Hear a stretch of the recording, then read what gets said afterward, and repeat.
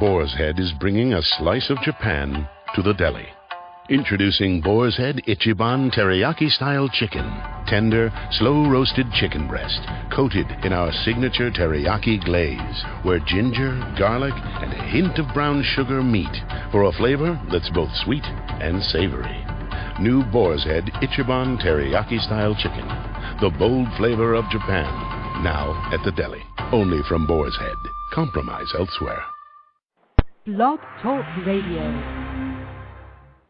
Good afternoon, folks, and thank you for tuning in with the Sunday afternoon edition of True Conservative Radio. I'm your host, of course, the man they call Ghost, and I thank you for tuning in with me once again.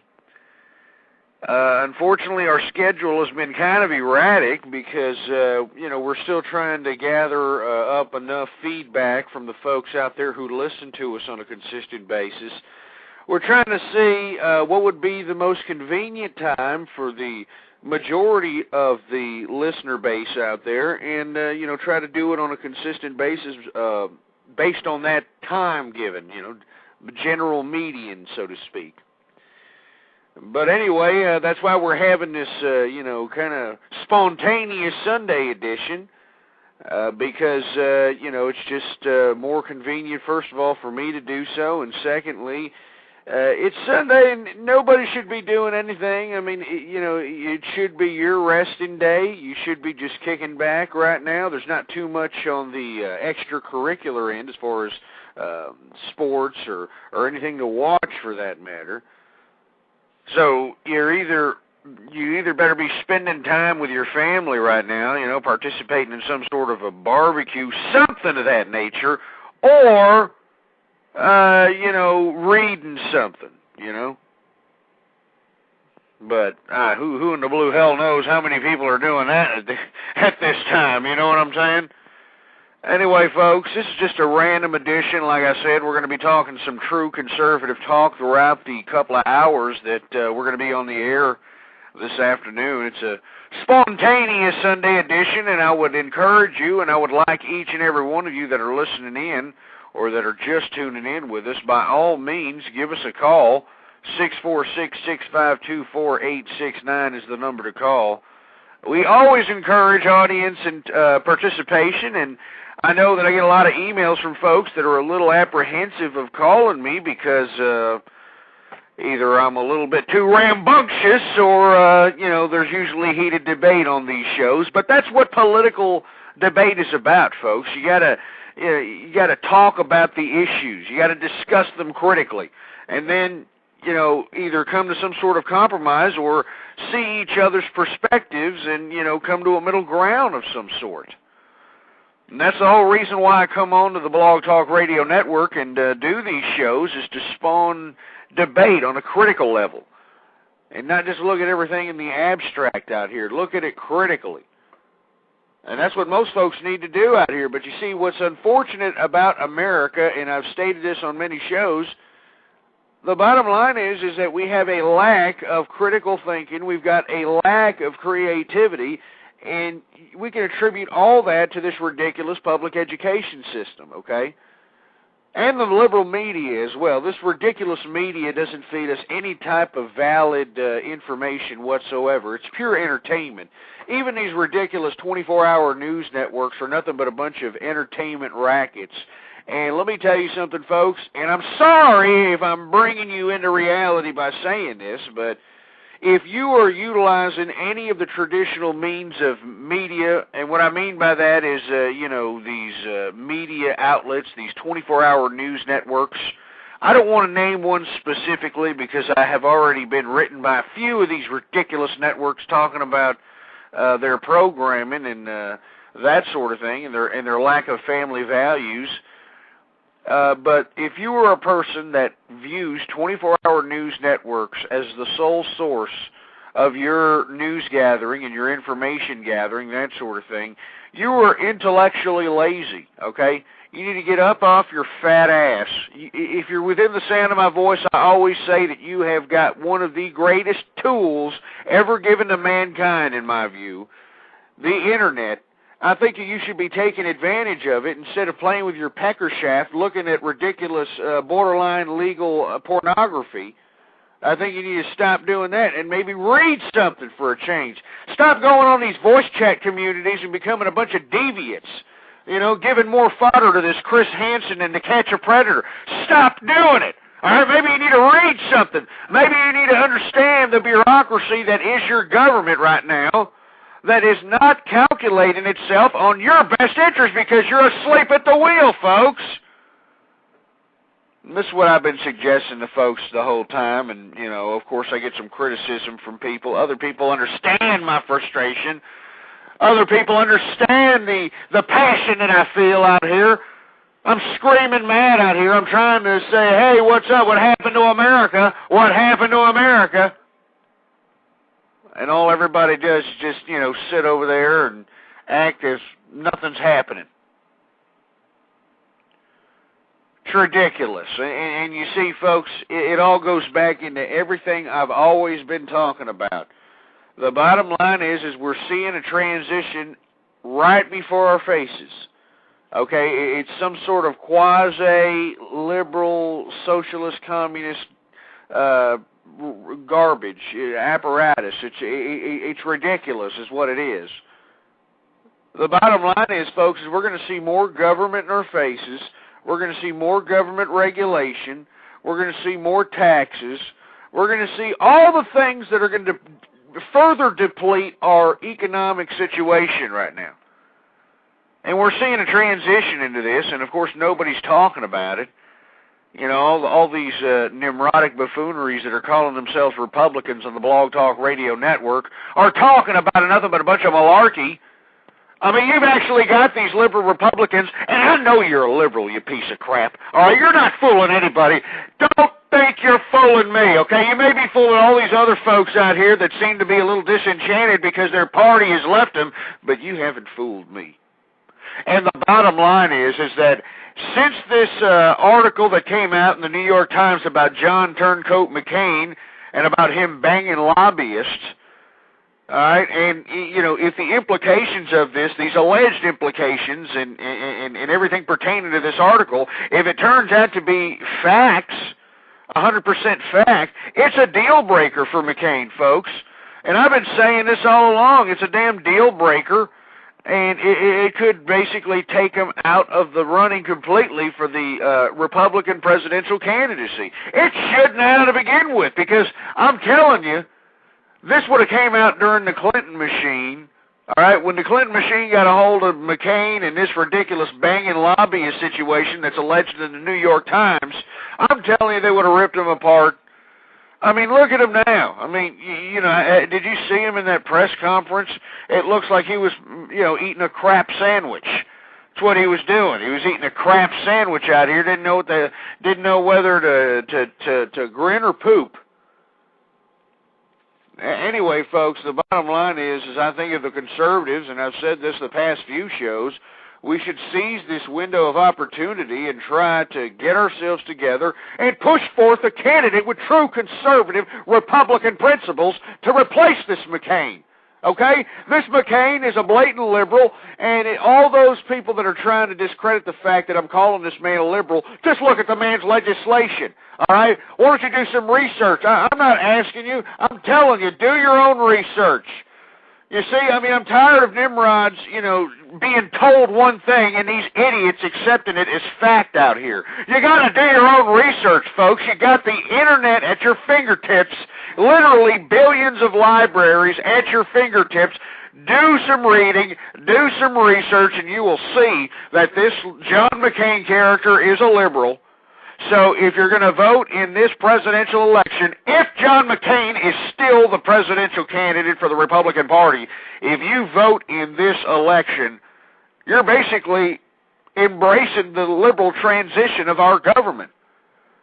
You're basically going to go on record as saying, okay, I'm going to go ahead and partake in the destruction of the Constitution, the destruction of America, the destruction of the United States as we know it. And that's why I have always stated on this show, and I'm going to continue to state it, I don't really give a damn who likes it, who doesn't like it. I don't care. The bottom line is I'm a true conservative. I stick to my principles, and I refuse to vote for John Turncoat McCain just because he has an R in the beginning of his name. I am not going to do it, folks. I'm not going to do it because I'm a true conservative. I'm an old-school Republican. I'm for less government in our faces, less government bureaucracy, less taxes, what the Republicans used to be about. That's what I'm about. I'm also about family. I'm a foot soldier for the American family, folks. I believe that the American family should be saved out here. We're seeing an absolute decimation of the American family, and I'm the only one out here. I'm the only one on Blog Talk Radio that is talking about these issues. And I'm being chastised by these liberal Republicans that are out here spewing off all this garbage about voting for John McCain and voting against your principles by doing so. I'm getting chastised by these people because I'm bringing up these true conservative, true Republican issues, and it's sick. It's absolutely sick that I'm being chastised by people that are calling themselves Republicans. And as a matter of fact, when this story hit the fan, this New York Times story with old John Turncoat McCain, when it came out, I told everybody that this was it. I smelt the stench of this on John Turncoat McCain. He was Clinton-esque. This man's banging lobbyist. And like I said, folks, if what turns out in the New York Times and what is alleged in the New York Times article about McCain, if it turns out to be true, this is a deal breaker and he should be forced off of the Republican candidacy for the presidency, if you will. And I believe it. I mean, we need somebody out there with conservative Republican principles out here that aren't going to backtrack, that aren't going to, put forth liberal judges in the Supreme Court. We need some action, all right? You got these just Democrats out here, and let me tell you something, the Democrats, they're not going to have no picnic either. I honestly believe that there's going to be something spectacular happening as far as the Democratic race for the presidency. I honestly believe that the Clinton machine still is being underestimated by everybody, and I think that what's going to happen here, you're going to have an under the table broker deal for the presidency, and the Clinton machine is going to run for the Democratic Party. And I'll tell you why. Because I'm telling you right now, the Clintons, as far as Bill Clinton, his legacy, and all that ridiculous garbage, all right, that's the base of the Democratic Party, okay? I mean, they are the Democratic Party, folks. I mean, bottom line, you take the Clintons out of the equation, what do you got? You got Barack Hussein Obama just talking change, not really too much substance. You got idiots voting for him because he's got nice teeth. I mean, it's just ridiculous, folks. And I'm telling you, everybody is underestimating. Everybody out there is underestimating the Clinton machine, and I'm telling you, mark my words, and I'm glad that these broadcasts are archived, so everybody can go back, okay? Everybody can always go back into the archives, and I'm telling you, just like I told all the Republicans about McCain, you can look back in the archive of that. I want you to look back in the archive when I'm telling you this right now, and I've said it in a couple of past few shows. There's going to be a broker deal out there in the Democratic Party, an under-the-table broker deal that may go completely against the popular primary caucus vote. And I'm telling you, the Clinton machine is being underestimated. And you see, that's why I think that there's going to be a serious problem as far as Democrats are concerned. There's going to be a lot of people with a lot of bad taste in their mouth after this little candidacy here for the Democratic Party. I honestly believe that. But you see, we're having our own problems over here on the right, folks. We've got a John McCain out here that's, if elected president, will completely redefine what Republicans stands for. All right, he's going to completely redefine it. He's going to put more government in our faces, more bureaucracy, more taxes. It's just ridiculous. This is not what I want. This is not what the Republican Party's about, for Christ's sake. It's about less taxes. All right? It's about less government in our faces. All right? It's about spawning jobs out here so people can support themselves. People can support their families. That's what the Republicans were about. Not this liberal garbage. Anyway, folks, you're listening to a special Sunday afternoon edition of True Conservative Radio. Like I stated, folks, I'm sorry for being, kind of erratic in the scheduling process of this show, but the bottom line is, folks, is that I'm still trying to feel out whether or not what times are good, what times are bad.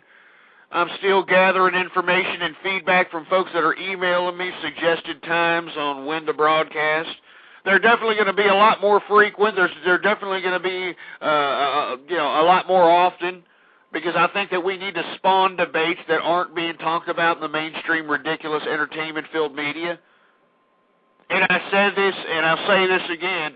If you are utilizing the traditional news channels for your information and news gathering, you're intellectually lazy. You need to get your fat ass off the couch, put it in the chair right here in front of the computer, okay? The computer is one of the greatest innovations of all time. The Internet is one of the greatest things of all time. It gives you billions of libraries at your fingertips.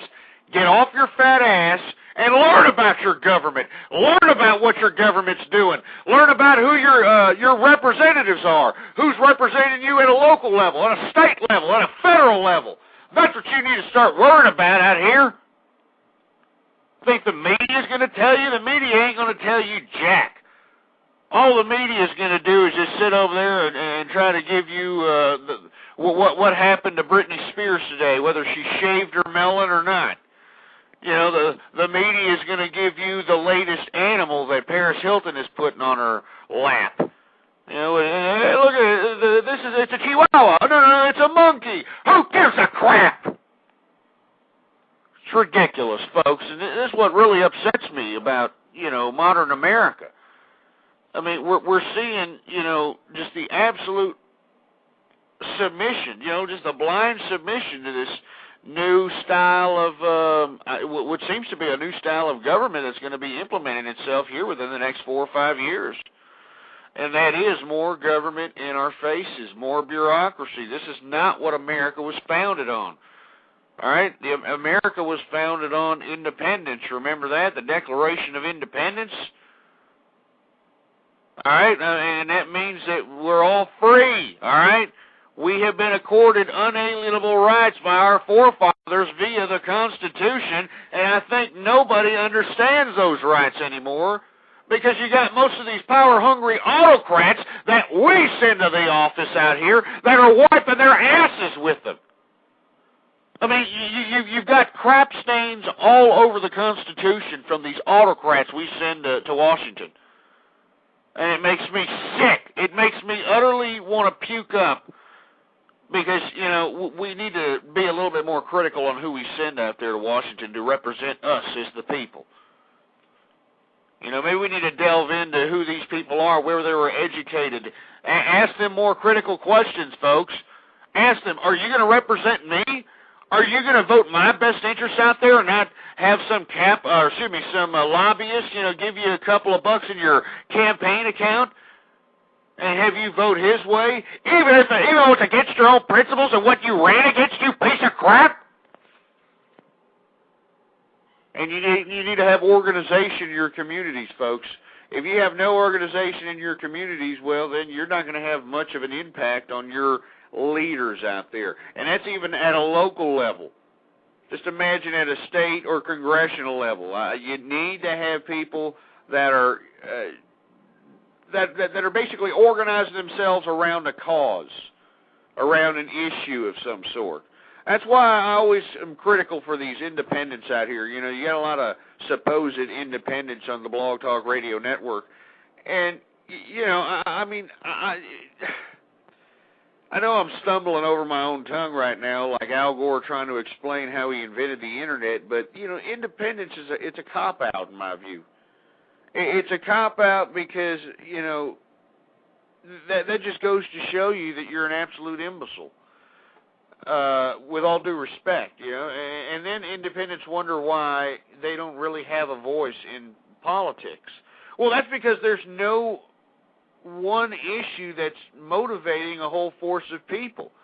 You see, you need an issue, you need a cause to organize groups of people. Because remember, your one vote means diddly, okay?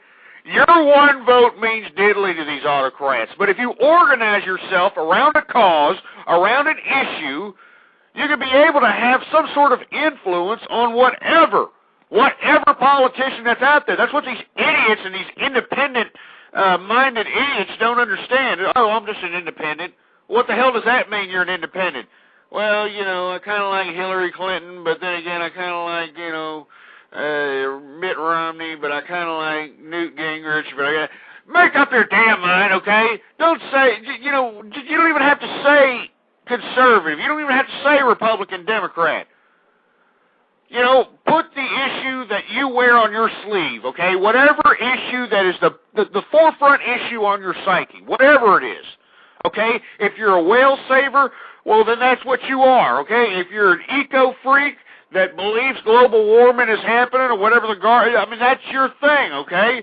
That's what your motivating force should be. You should organize every group based on an issue or cause, and you independents that are out here giving independent or supposed independent commentary, you people are idiots, with all due respect, all right? You people are morons, all right? I mean, give me a break. I mean, you can't talk to more independents out here that really have no basis to call themselves an independent. Okay? I mean, you know, most of them are pretty either far left leaning, or most of them are pretty far right leaning. They just need to come down to what issue is the forefront on their mind at that point. They need to hop on that bandwagon, all right? I mean, that's bottom line. Hate how these dumbass politicians try to get at these independents. You know what independent stands for? It stands for Nimrods. That's what it stands for. Why do you think on every one of these news channels, they always have a focus group after the damn debate? Hey, okay, we have a whole bunch of independents here. How many of you people like what Barack Obama said? You have these stupid hamsters over here raising their hands like a bunch of morons. Well, how many people were voting for Hillary, but now they're voting for Obama? Oh, I mean, they have these ridiculous sample groups, all right? I mean, after every single debate, they have these ridiculous sample group of independents, and you listen to the absolute garbage that comes out of their hole, all right?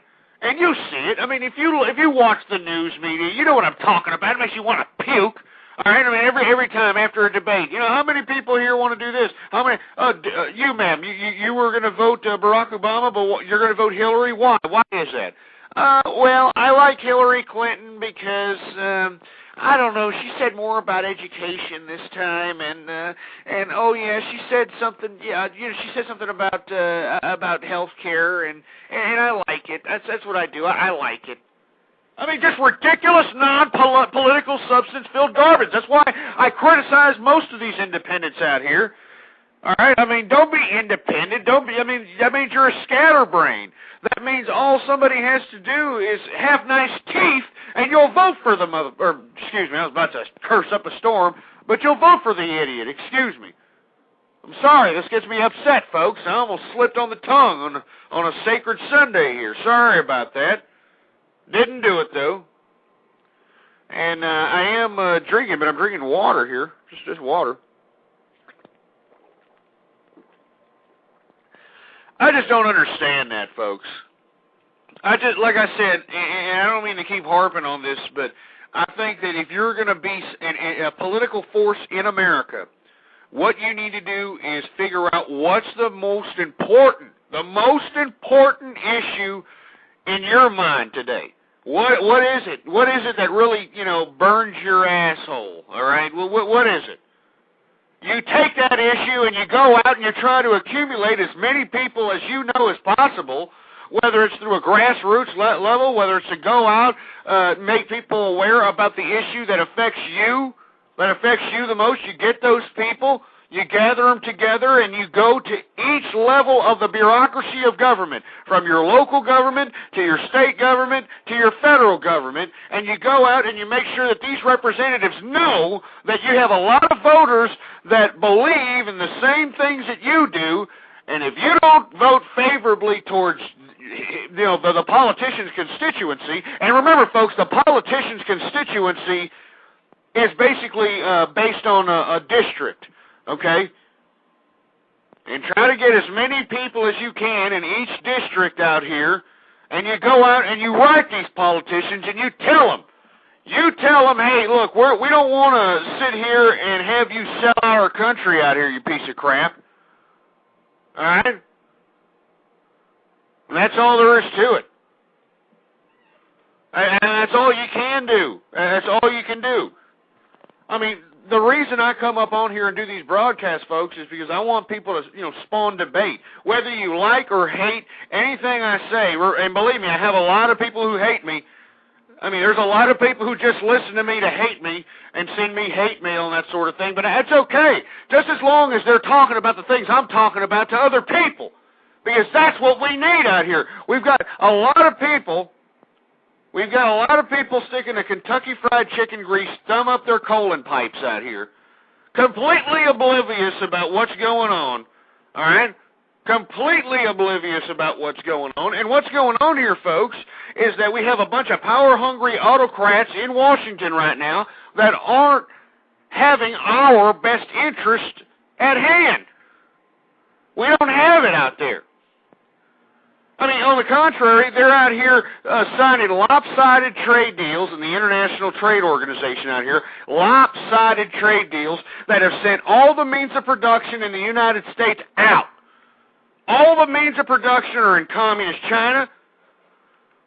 They're in Mexico. They're in all kinds of third world countries out here, leaving millions jobless in America. And then those millions jobless in America have to compete with 20 million illegal immigrants that are in this country right now, devaluing the cost of labor. And now everybody has to wonder why. Why is the American family having a tough time making it in America? Why are people finding it difficult to get by with rising costs in energy, rising costs in all kinds of sectors? I'm not going to name any specifically, but you know what I'm talking about. Wages are getting lower because we have 20 million illegal immigrants right here basically working for 25 cents on the dollar. And you got a whole bunch of people displaced. And I'm talking about real Americans. And you see, I don't care what, it's not a racial thing, folks. It's not a racial thing. I hate when people are so upset at the fact that they're having tough times, and it's real easy to say, oh, it's these people, it's that people. Let me tell you something. I'm for the American people. All right? I don't care what racial background anyone is, all right? I mean, if you have ancestry that dates back to when this country was first really built as a superpower, people that spilt blood for this country, that worked for this country, you're an American, and I'm talking for you. We need to bring more production in America, because let me tell you something, folks, this is a very scary economic time that no one seems to get a grasp on right now. All right, right now we are having something that has been unprecedented happen here in American economics, folks. And let me tell you, the American economic system is a very bureaucratic, very complex, yet very simple system. The bottom line is, folks, is that we just set an unprecedented precedent in economics, and that is we are now consuming more than we produce. We're consuming more than we produce out here. And that's very dangerous. That is extremely dangerous, and nobody's talking about this subject matter. Everybody thinks it's just some common phenomenon. It's not a common phenomenon, folks. I mean, during the Great Depression, remember, folks, during the Great Depression, we actually were producing products out here, not only for our own geopolitical means, but in the international market as well. We were actually producing products here in America during the Great Depression. And you see, folks, right now we have more consumption than production, and it's very, very scary right now. The only reason that we're still keeping ourselves afloat out here is because of the American person's loyalty to the monetary system. Because to be honest with you, right now, our dollar is so devalued right now. You've got American companies right now in America, retail outlets in New York City that no longer accept American money. Can you believe this, folks? American retail outlets not accepting Benjamins. That's scary, man. I mean, I can go in there with a fistful of Benjamins, you're going to turn me away? In America? And nobody's talking about these subject matters, folks. Nobody is talking about these subject matters. Yeah, I mean, the bottom line is, and there's some folks in the chat room that don't understand what I'm talking about, out here in New York City, there are now retail outlets that will no longer accept the American dollar. They're only accepting euros. And the reason is because euros, I think, is worth twice as much as the dollar, if I'm not mistaken. I'm not too sure about the euro. I wipe my ass with the euro, to be completely honest with you. All right, I refuse to bow down to the European Union, that ridiculous garbage that they call unification of Europe. I refuse to go out and trade in anything for European dollars. All right.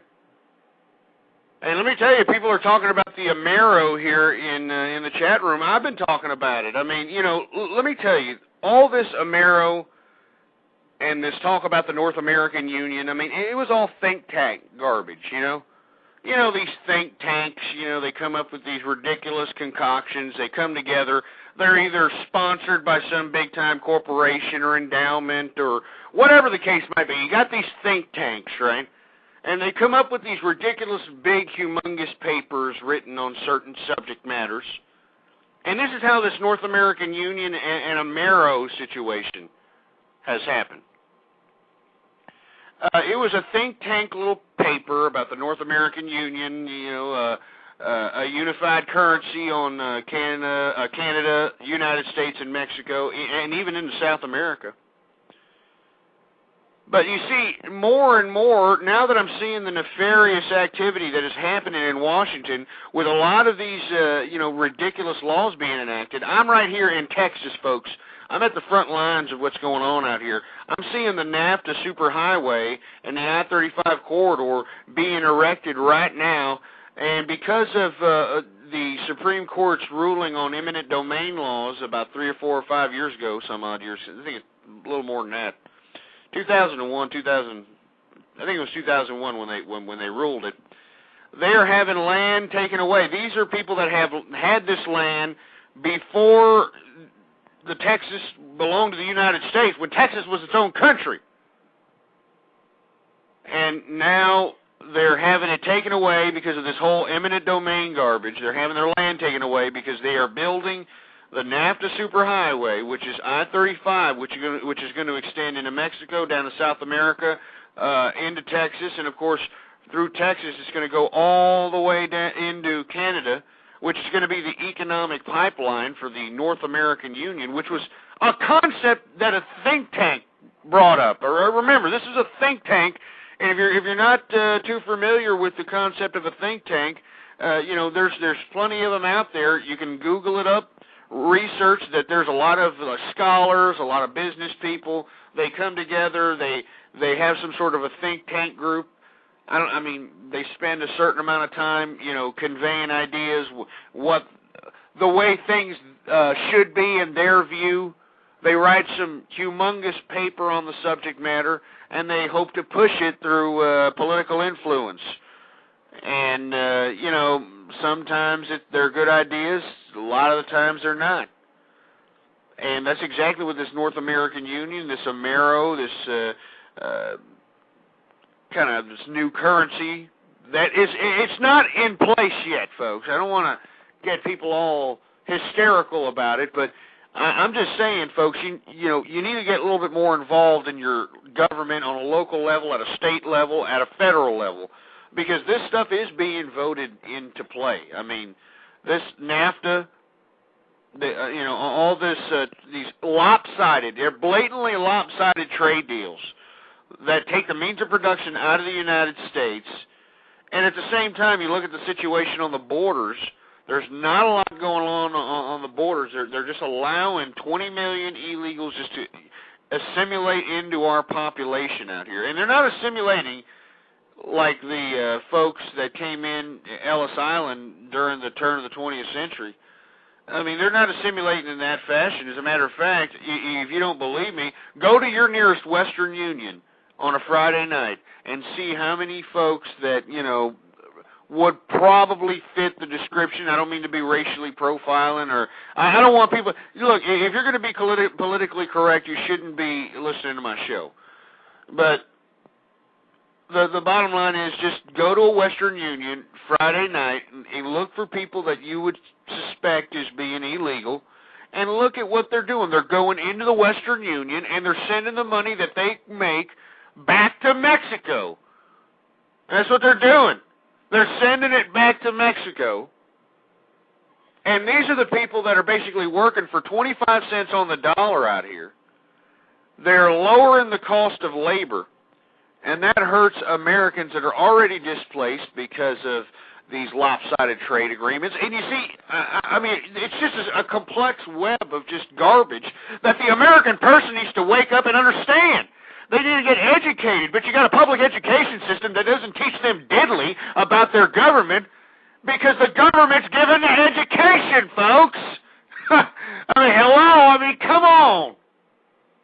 That's why we have such an ignorant society out here. You've got the government giving the education, and that's why you've got the American people completely ignorant of what's going on right underneath their noses because they don't understand the bureaucracy of government.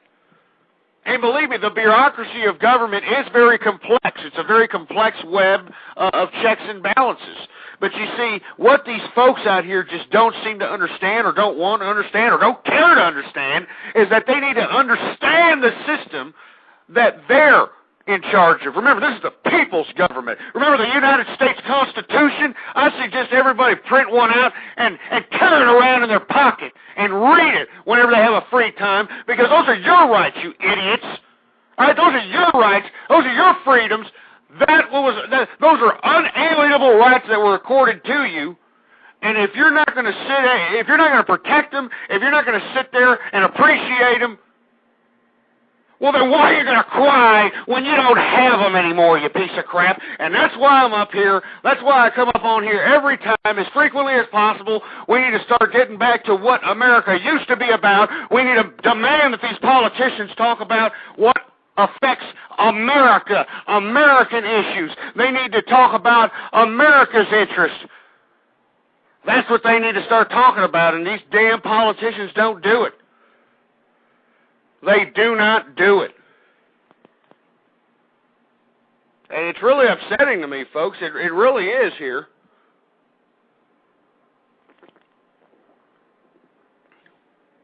Better calm down. I'm jumping around the room over here, about to kick things, break stuff, because, I mean, it makes me angry, man. It makes me angry. This is our government, for Christ's sake. Our government, the people's government. Remember that? And you got the people that are so stupid, all right?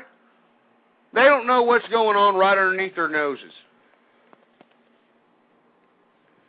Wake up, Nimrods, all right? Stop playing with your pecker shaft, okay? Stop doing it. Start reading, okay? If you're within the sound of my voice or you have an internet connection, go to the internet and start reading. Billions of libraries are at your fingertips, okay? And all you're doing, point, click, and you're sitting on your fat ass, okay? So if it's worrying you that you're going to do some kind of hard labor or anything, it's not. All you got to do is read, point, click, sit on your fat ass. If you want to, shove food down your gullet like a damn garbage disposal, you can do it just as long as you're reading something, just as long as you're getting something absorbed in that fat, juicy head of yours, you fat jelly-ass bastards. And I'm sorry if I'm offending people, oh, my God, hey, I'm a fat ass. What is he talking about? I mean, hey, let me tell you something. It's okay to be a fat bastard, all right? That's what America's about. It's about freedom. If you want to be a fat, sloth, Jabba the Hutt, fat jelly ass, It's completely your right to do so. But also, if you're going to do that, why don't you participate in partaking in our political system instead of shoveling damn food down your damn pie hole there?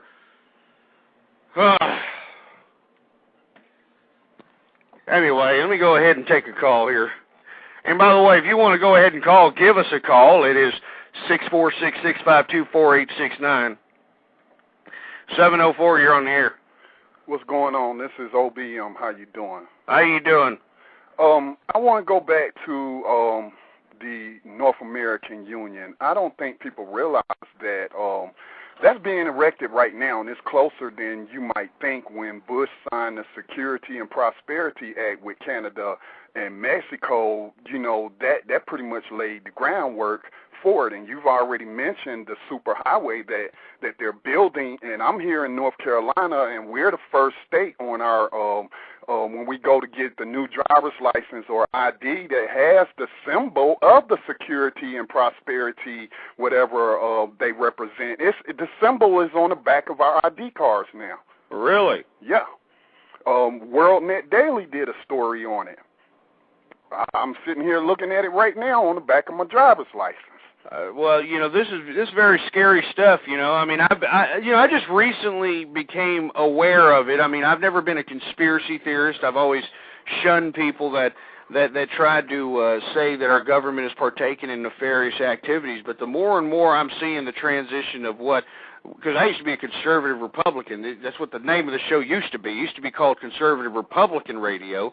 I took the Republican out of my name because the Republicans seem to be embracing this, you know, quasi-socialist communist government that we seem to be transitioning into. Basically, we're becoming a land of consumers.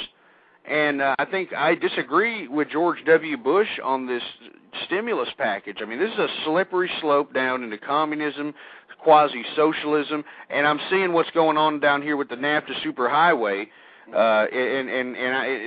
I've been kind of helping the folks that have taken up the fight to fight against the federal government on taking their land and that sort of thing, and that's kind of enlightened me on all the situation that's happening, these think tanks that want to incorporate Canada, Mexico, and the United States under a single body called the North American Union.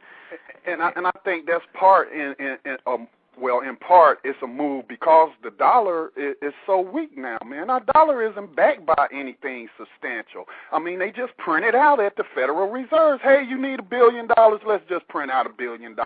Well, that devalues our currency. And so, you know, our currency is falling, and they want to start all over and create a new currency called the Amero. But about conspiracies, you know, yeah, people who talk about conspiracies, especially political conspiracy theories, they take a lot of heat, but people shouldn't act like conspiracies don't exist because they do.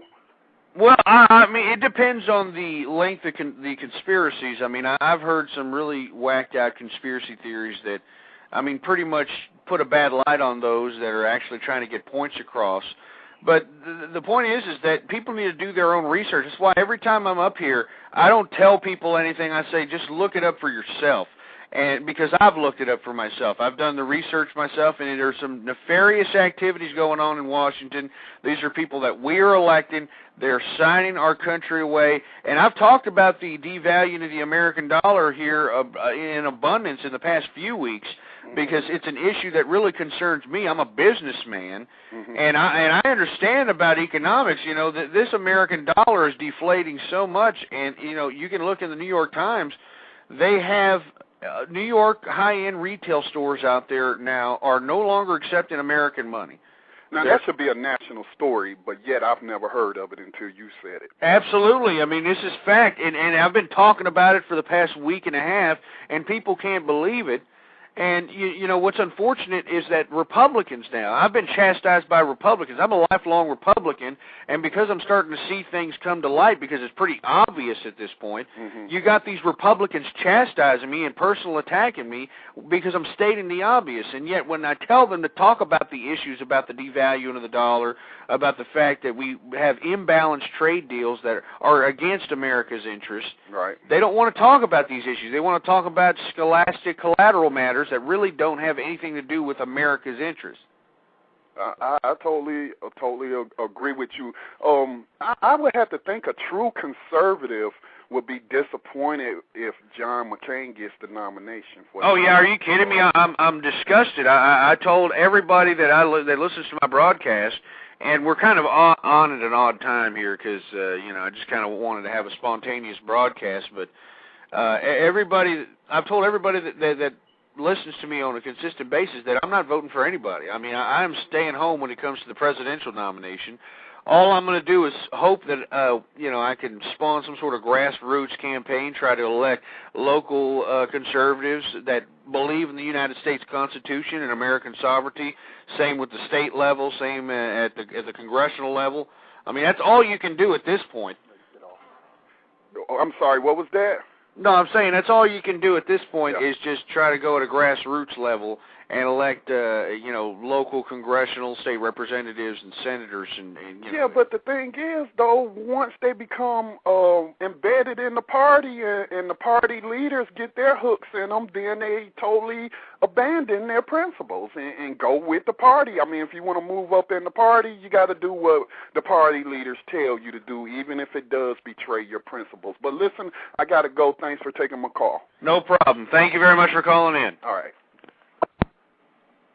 Yeah, there's some very scary stuff, folks. Nobody's talking about this subject matter, and the gentleman brings up a good point, is that whenever we elect these representatives to represent us as American people, what are they out here doing? They're out here voting against their interests based on party loyalty. And this is exactly what I'm seeing out here in America when it comes to me out here.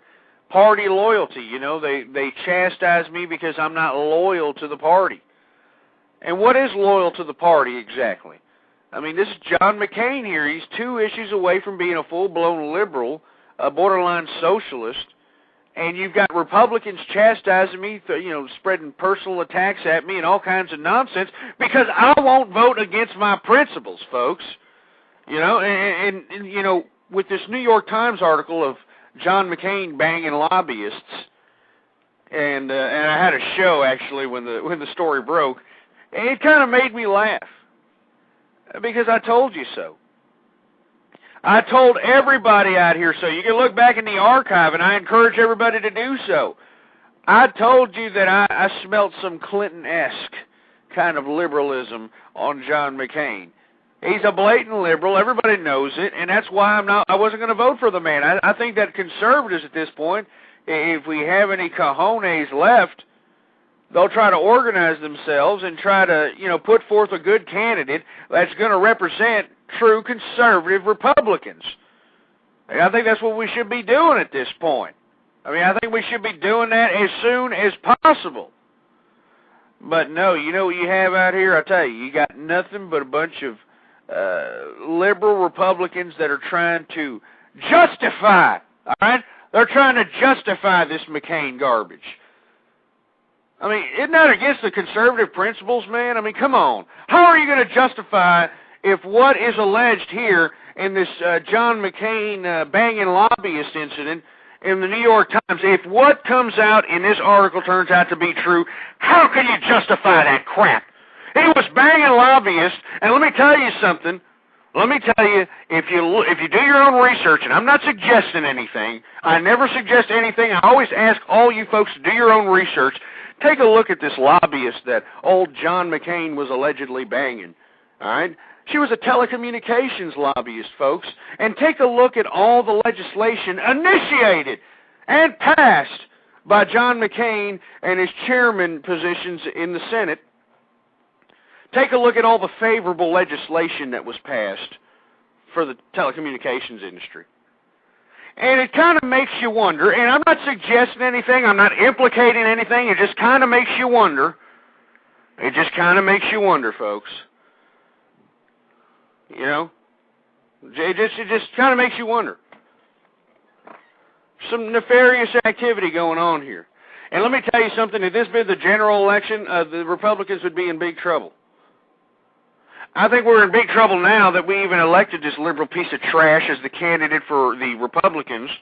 But I think that these conservatives need to take this window of opportunity, seize it, put somebody forth that's a true conservative Republican, and have them run and win this election against whoever, whether it's the Clinton machine or Barack Hussein Obama.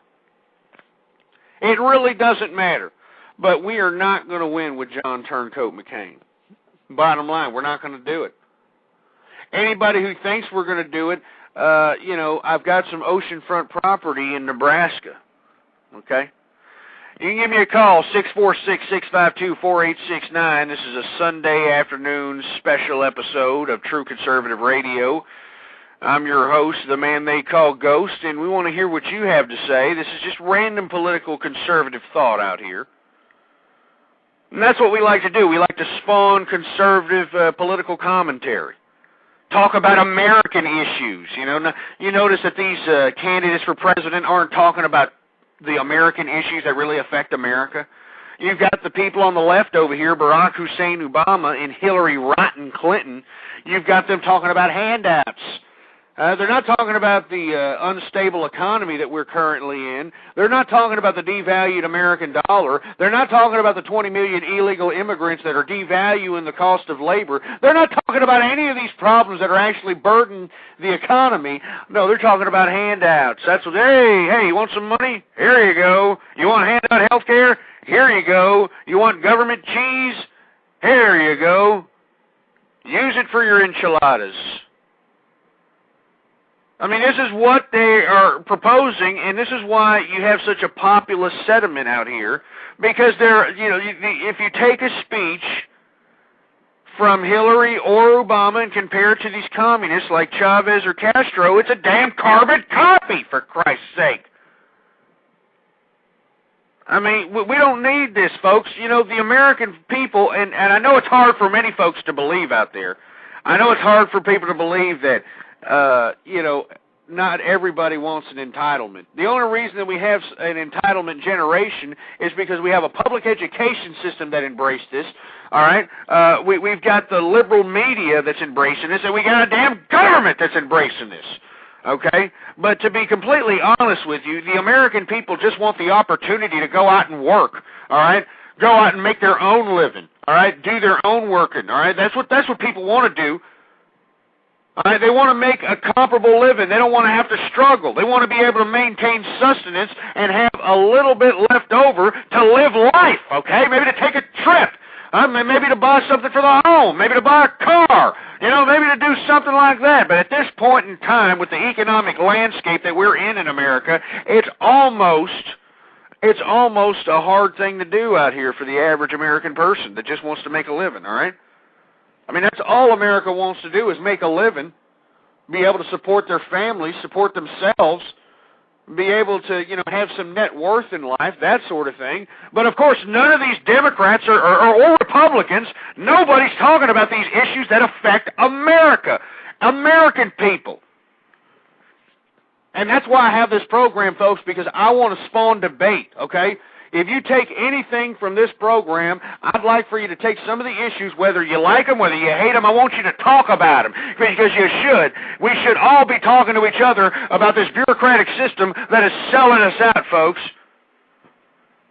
I mean, look at this devalued dollar that we have right here. I mean, it has caused businesses, high-end retail stores in New York City not to accept American money anymore? Are you kidding me? American businesses not... I mean, they'll turn you away if you got a fistful of Benjamins? Are you kidding me? And nobody's talked about this garbage. The caller that just called in previous said that he had no idea that this was happening in America. It hasn't made a mainstream front cover story, and that's because these people don't want you to know about it. Because let me tell you something, folks. Right now, we are in unprecedented territory. And what's the unprecedented territory? We consume more than we produce as a country. The only thing that's basically surviving our currency at this point, and this is my perspective, the only thing keeping our currency alive, the only thing keeping our economy alive is our faith in the American dollar. Our conscience is the thing that's keeping the American dollar afloat in America. Because if you compare the economic landscape of today, which is completely unprecedented, like I said, folks, we're consuming more than we produce. I mean, it's unprecedented. If you compare that to the Great Depression that everyone reads about, that was just such a bad part of American history, we were actually producing products at that time, folks. I mean, what caused the Great Depression was mass hysteria. People got concerned about certain things. And they pulled their money out of the bank, and the bank couldn't, they couldn't afford to pay everybody. So what did the bank do? The banks called loans. They had to call back loans that were given out to businesses, to people out there. I mean, they had to call them back. Say, look, I know that we lent you this money, but we need it back. We need it now. And that's what caused the Great Depression, folks. And we were still producing something back then. Just look at now, all right? Right now, we're producing jack. The only thing we're producing is cheeseburgers and entertainment. Other than that, we are producing absolutely nothing, folks, and I think that we need to talk about this a little more. I think everybody should talk about this. I mean, you should, whenever you're at a social event, a family gathering, just bring up the fact, hey, what do y'all think about the fact that we are in unprecedented economic territory, and we're consuming more than we're producing? What do y'all think about that? And I bet you more than half, if not 3/4 of the people that are at that gathering won't know what in the blue hell you're talking about. You want to know why they're not going to know what you're talking about? Because that's the way this public education system that is run by the government, folks, wants you to be.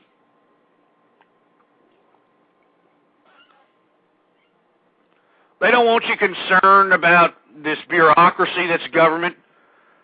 They don't want you to be concerned about that. They just want you to be concerned on your prime directive and whatever that prime directive is. And the prime directive at this point is to go out and work. But how does this government expect the American people to work is what I'm asking. How do you expect them to work when you have lopsided trade deals that you have signed with third world nations, all right, that have taken the means of production outside the United States, okay? So that's millions of jobs just out, gone.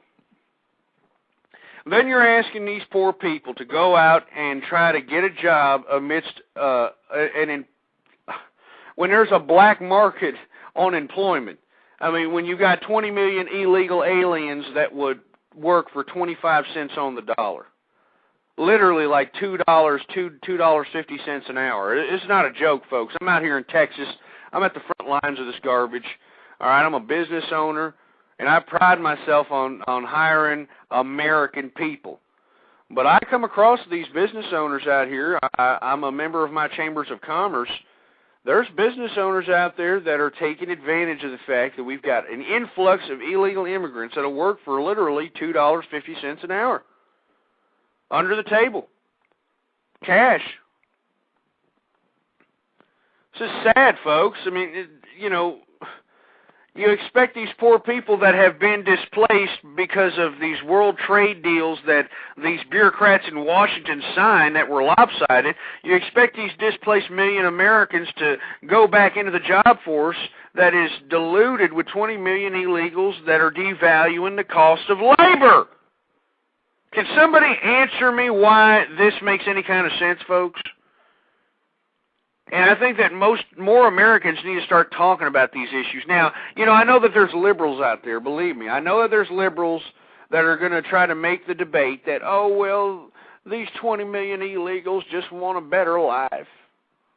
They'll play the violin for you. I want a better life. Kumbaya. Look, the bottom line is that that's great. Everybody wants a better life, okay? I feel for them. My ass bleeds for them, okay? But the bottom line is that them trying to pursue a better life is ruining the American family's life, okay? Them trying to get a better life is ruining America's life. How about that? And there's 100 million people right now that are trying to get into this country legally, all right? Legally, that are trying to utilize the legal methods of obtaining citizenship in America. And how anybody, whether it's John Turncoat McCain or those liberals on the left, how anybody believes that we're just going to go ahead and grant citizenship to people that broke the law. All right? I mean, it's ridiculous. I just don't understand what's going on here.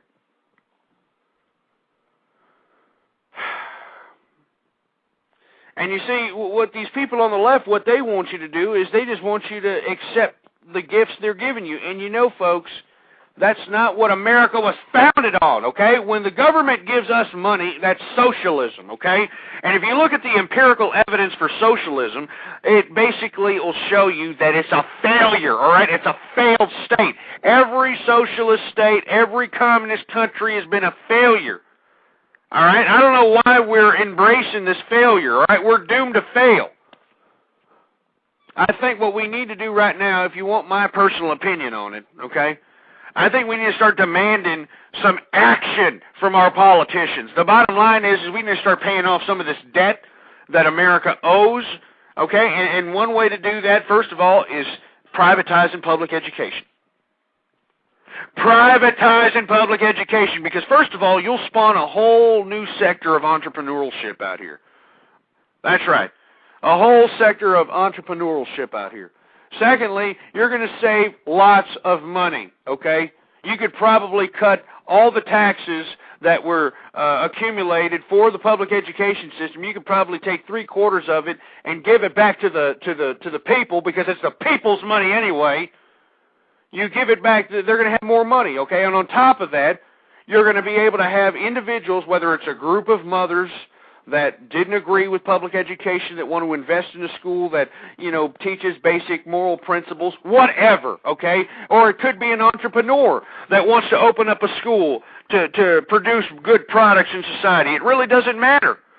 The bottom line is that there's going to be a financial incentive involved to make sure that that school is run properly, okay? It's not going to be like this bureaucracy here in public education where there is no incentive to make sure that this machinery is run properly. These idiots don't care. All right, and I've said it and I'll say it again. These teachers don't care if your kid is flipping burgers or on a corner in a puddle of their own blood and piss with a cheap bottle of hooch. Okay? They could care less. They could care less. But anyway, everybody knows my views on public education. I think it should be scrapped, and all these teachers and principals and administrators that are sucking the government teat and that are trying to pull at the heartstrings of America, you should all be ashamed of yourselves, all of you. I don't care how much, sympathy you try to drain out of me. I don't care how many sob stories you have. You're part of the problem. If you're a teacher, if you're a public education teacher, if you're a public administrator, anything like that, you're part of the problem. You're at the front lines of this garbage, and that's why our education system is producing nothing but a bunch of ill-informed morons, and that's why our government right now is filled with power-hungry autocrats that are in Washington that are completely voting against American interests because the American people are too stupid to realize it. I mean, it's the bottom line, folks. We need to have some sort of an enlightenment era here, all right? We need to start having people making it okay to read, okay? You ask a person how many books they read this month, they're going to say, books? Oh, I don't read books. Morons, folks, and this is the public education that's creating this crap. Anyway, not only should we scrap public education, and that would help recoup some of this debt that we have, we cut the fat on most of these social programs that haven't made society any better anyway. On top of which, all it has done is encouraged an entitlement generation, and we don't need an entitlement generation. We need a generation of workers. All right?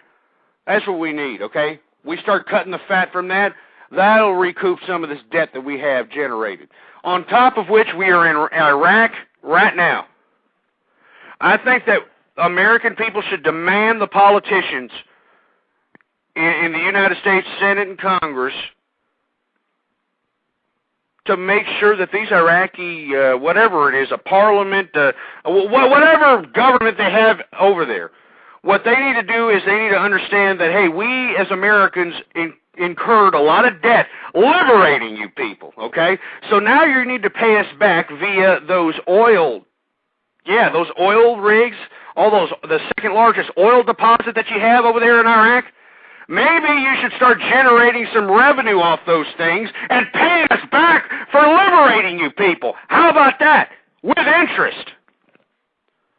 With interest. And I'm telling you, folks, we will be back in shape in no time, but at the rate we're going right now, none of these politicians are pushing forth any initiative to better our economy right now. All right? I mean, we are setting unprecedented economic history here. We're consuming more than we produce. It's a recipe for disaster. Okay? We need to start producing products out here. We need to start encouraging manufacturing, production, entrepreneurship. We need to do this. If we don't, we're gonna be gone. I mean, our economy's gonna collapse, and we're gonna be forced to do a lot of things that we shouldn't want or shouldn't have to do. All right? I mean, that's what's unfortunate. And I just want to make sure that everybody, takes all the political commentary that I give every time I'm on the Blog Talk Radio Network. I just would like for you to go out and discuss it with other people. All right? I mean, just discuss it with your family, your friends, anybody. Because the bottom line is, folks, is that this is your government. Your government. But it's not your government if you don't know what in the hell's going on, all right? I mean, if you don't know what in the blue hell is going on, how can it be your government? It's not. You're just a moron, with all due respect. And if I'm upsetting you because you don't know about your government, if you're like, hey, wait a minute, why is he calling me a moron because I don't know about my government? Because it's your government, you idiot. Why don't you go right now, go to Google, and type in Constitution, okay? Print it out, put it in your damn pocket, read it. Read it every time you're bored. Read the damn thing, because those are your unalienable rights that were given to you by the forefathers that built this country, you idiot. All right? Anyway, folks, I know I'm a little upset here. I know I'm a little upset, but hey, if you think I'm wrong, go ahead and give me a call, 646-652-4869. Get on the horn and give me a call if you think I'm wrong.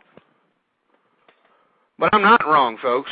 I'm not wrong. I believe in America, okay? And that's why I get up here, because I love America, okay? And that's what these damn politicians need to be talking about out here. I'm talking about these presidents. These wannabe presidents, these people on the left, all they're talking about is handouts. All right, just elect me and I'm the government. I'll give you whatever. I'll give you money. I'll give you handout health care. That's not what the American person wants. All the American person wants is an economic landscape that provides jobs, that'll support a family, that'll support themselves, that'll give them some dignity, okay? That's what people want. All right, they want a president that's going to create an economic landscape that's going to create good jobs, entrepreneurship, business, keep the American dream alive. But you don't hear any of these idiots talking about it. All you hear them talking about is handouts. So all they're talking about is handouts. And I'd like for most folks that listen to me, whether it's live or in the archive, I'd like for y'all to just start talking about this with people, folks, because that's the only way that's going to keep that's the only thing that's going to keep our democracy alive. Discourse, political discourse, debate. If we don't talk about this bureaucracy that is our government, we're going to see the things that are speculated possibly come to flourish. I mean, I'm right here in Texas, folks, and I'm telling you, I've never been a conspiracy theorist in my life. As a matter of fact, I shun conspiracy theorists. But the more and more I see what our bureaucratic government is doing in Washington that we elected, it's not in America's best interest, folks. If you look at the world trade deals that the Congress has engaged with the international community that has sent all the means of production outside of the United States into communist China, Mexico, and other third world countries, you got to ask yourself: did they have America's best interest at hand? Now, when you take a look at the 20 million illegal immigrants that were basically allowed into the country, and now that they're in here, they're devaluing the cost of labor. and you look at the lackadaisical approach that Congress and the executive branch had on this situation, it makes you wonder, well, why are they having a lackadaisical approach on the borders? You take into consideration that I'm right here in Texas right now. I am seeing the erection of a NAFTA superhighway, folks. Yeah, it's really happening. It's called the I-35 corridor, the NAFTA superhighway. And I-35 is going to go all the way from South America into Mexico, in through Texas, all the way up in through Canada. It's going to be the economic pipeline for what I believe is now turning into the North American Union. That's right, folks. I mean, believe me, I am not a conspiracy theorist, but look at everything that's happening around you right now. Just observe. Don't take my word for it. Do your own research. Okay, the North American Union, and this was a concept brought up by a think tank, okay? This is not some law that's just erected itself. It's just all the actions that are happening. If you calculate everything that's happening, it's starting to move towards a North American Union, much like the European Union. Now, what's the concept for the American Union? Well, the American Union is going to combine Canada, the United States, Mexico, and possibly South America, but there's a lot of destabilization out there. But right now, at this point, it looks for sure Canada, United States, and Mexico, and they're going to unify us based on economics, currency, and language. That's right, folks. And this is a think tank. This was a paper written by a think tank, and now it's starting to come to flourish, folks. This is scary crap, and nobody's talking about it. You take a look at the devalued currency. Look at our currency, folks. It is so devalued. The only thing that's keeping it afloat is our confidence in it. Don't you understand that? That's the only thing keeping our currency afloat is our confidence in it. If a lot of us realized what dire straits we were in, people would go to the banks right now in mass hysteria, much like they did in the Great Depression, and pull their money out from the banks. But we shouldn't do that, and I'm not suggesting we should do that either. I think that'd be very dangerous. Okay, and I'm not advising people to do that at all. But the bottom line is you got to take into consideration that we have a devalued dollar. It's so devalued to the point that we have retail shops in the New York City area that are no longer accepting American money, and they're only accepting the euro. And then you take the immigration situation of 20 million illegal immigrants that are creating a black market for employment. They're working 25 cents on the dollar, devaluing the cost of labor. You take into consideration the lopsided trade deals that we've created that sent the means of production everywhere. All this makes sense, folks, to what this think tank suggested. It's starting to come into play, into reality. The North American Union. And I'm at the front lines in Texas, folks. I am seeing the NAFTA superhighway being built right now. This is scary stuff. Very scary stuff, man. And I'm not suggesting anything, folks. I'm just saying do your own work. All I'm suggesting is that we need to participate in our government a little bit more intensely, folks. We've got a public education system that is not informing our public, and as a result, you have a bunch of power-hungry autocrats in Washington selling us out. And how are they campaigning to us? Well, they're pandering to us on non-substance-filled issues. All right, I mean, you know, there's no substance behind any candidate out here running for anything anymore. And I think that what we need to do as American people, we need to start getting more involved in our government. Remember, this is your government, folks. You elect these people. That means you can call them up right now if you wanted to.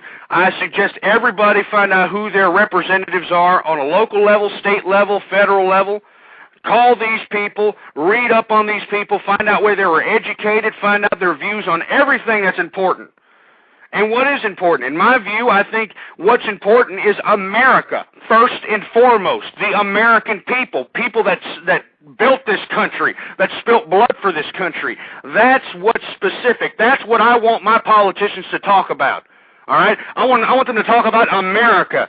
I don't want them to talk about lopsided trade deals with communist China. I don't want them to talk about trade deals that are going to take away jobs from the American people. I want them to talk about America. I want them to have America on their mind every time they're out there placing a vote on the Congress floor, on the Senate floor. It doesn't matter. I want them to think about America, damn it. And that's what every United States American citizen should be demanding from every politician, no matter at what bureaucratic level. They should be demanding that America should be the first thing on their minds. The American people, the people that brought them there. But you see, right now we have a lot of people that are ignorant of our system. And believe me, our system is very complicated, folks. I mean, even if you're just kind of dabbling in politics, you know as well as I, this system that we are under right now is very bureaucratic, very complicated, but it's very important. It's very important to understand how your system works, because if you don't, you're going to see the type of things that we're seeing now. And the type of things that we're seeing now is politicians that don't have America's interest at hand. And that's what I want, folks. That's what I've always advocated for. Every time I'm on here, I advocate for America's interests. America. The United States, people that built this country, people that spilt blood for this country. We need to start talking about issues that are going to affect us all. And issues that affect us all, the economy. Obviously, the economy, because, folks, we could be, Mr. Billy Badass when it comes to the international relations. We can kick ass and take names when it comes to, fighting wars and whatnot. But if our economy collapses, that's it, folks. And you can have all the debates you want about the war on terror. But if our economy collapses, that's it for America. And if you don't believe me, there's empirical evidence. And what I mean by empirical evidence, that means historically it's been documented that once an economy collapses, that's it for the empire, folks.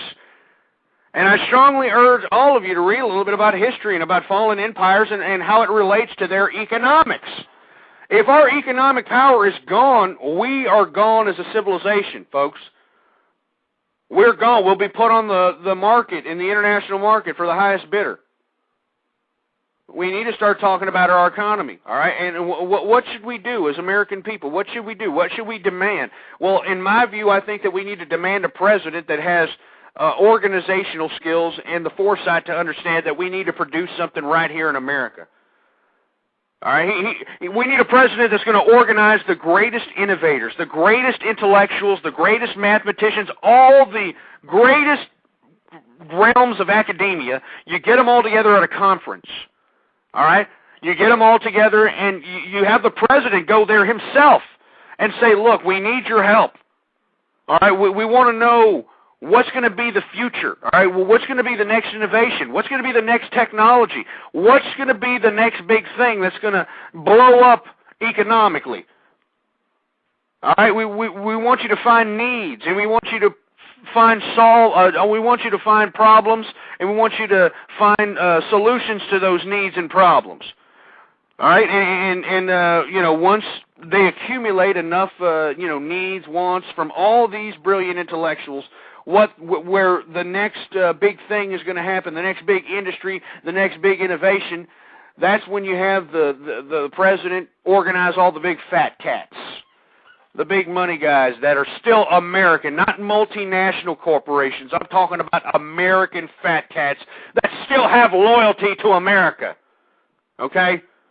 You get these people together and you say, hey, look, this is what they said they need.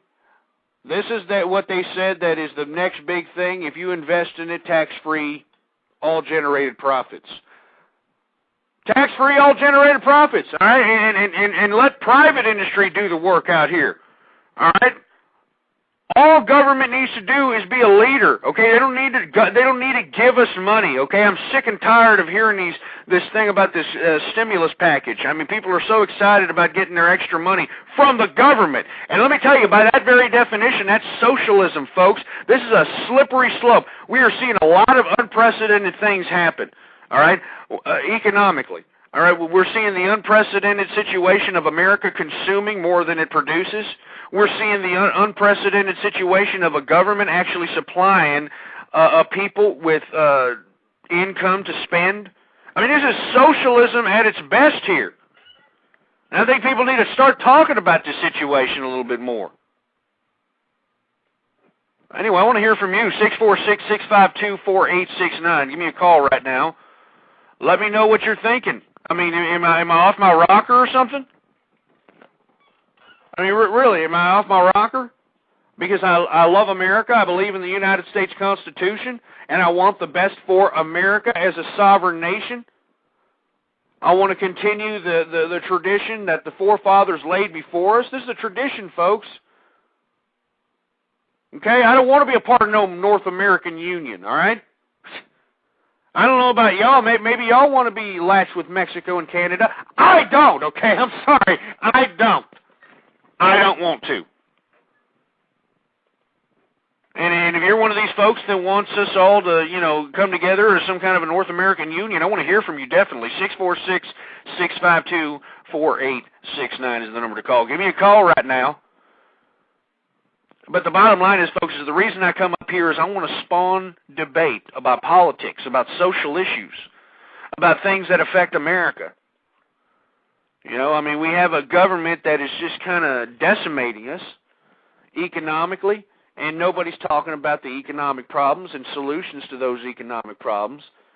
And to be honest with you, I mean, it's a bad problem, but I mean, if we had a leader with some cojones out here, he could be able to solve this economic problem, put some integrity back into the American dollar. I remember a day when I could go into any country. It didn't matter what pissing ground on the globe. I can go into a country, and even though I traveled with traveler's checks and that sort of thing, I would pull out American money, and they would accept it. Doesn't matter where. No matter where in the world, you pull out an American dollar and they would accept it. But now you go ahead and try to do that. It doesn't exist anymore, folks. I'm telling you, the American dollar is almost not even worth the piece of paper it's written on. I mean, and I hate to be so cynical about the situation, but the bottom line is none of these politicians are talking about it. The reason they're not talking about it is because they think that you're not really equipped to understand the economic situation that we're in. And it's really quite simple, folks. You don't have to be some brilliant intellectual to understand that we have a devalued American dollar. That means our American dollar's value is worth diddly, okay?